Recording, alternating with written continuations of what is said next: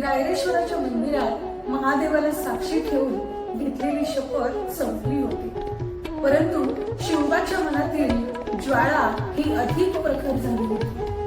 स्वराज्याची संकल्पना शब्दातून कृतीत उतरवण्याची खरी वेळ आता आली होती. मंदिराच्या पायऱ्या उतरत असतानाच शिवबाने सह्याद्रीकडे पाहिले. उंच डोंगर, खोल दर्या, आकाशाला भिडणारे गड जणू शिवबाला विचारत होते, राजे, स्वराज्याची सुरुवात कधी करणार? तुरांच्या ओठावर मंद स्मित उमटले. त्यांच्या नजरेसमोर उभा राहिला प्रचंड गड तोरणा. स्वराज्याच्या पहिल्या विजयाचा मान जणू याच गडाला मिळणार अशी निसर्गानेच चाहूल दिली होती.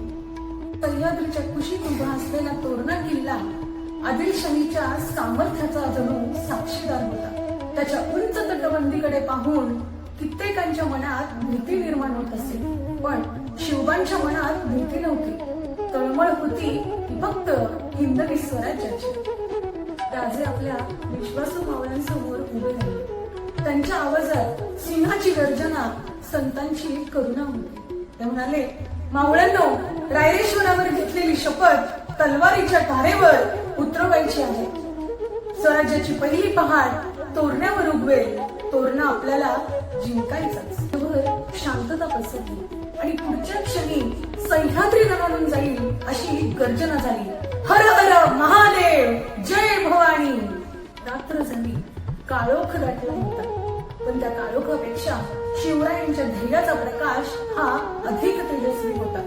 मावळे निश्चयाने पुढे पुढे सरसावत होते. त्यांचं प्रत्येक पाऊल हे स्वराज्याच्या दिशेने पुढे जात होते. मावळे अंधाराचा आधार घेत कडेकपारी चढू लागले. प्रत्येक पाऊल जणू मृत्यूला आव्हान देत होतं. पहारेकरांना खबर होण्याआधीच मावळे किल्ल्याच्या तटांवर पोहोचले.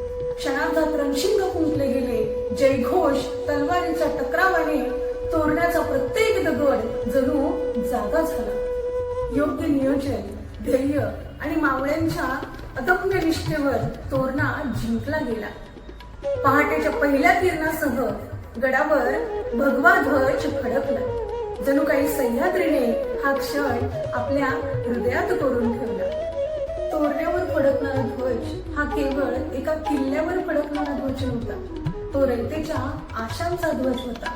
तो विजय केवळ दगडमातीचा नव्हता, तर स्वाभिमान, धैर्य आणि हिंदवी स्वराज्याच्या यशाचा तो पहिला विजय होता. त्या दिवसापासून इतिहासाने जणू नवीन पान उघडले. स्वराज्याची वाट ही अधिक दृढ झाली. सह्याद्रीच्या प्रत्येक गडकोटांमधून एकच संदेश घुमू लागला, जिथे शिवबाचा निर्धार असतो तिथे अशक्य ही शक्य होते, आणि जिथे भगवा फडकतो तिथे स्वाभिमान जागा होतो. बोला, जय भवानी, जय शिवाजी.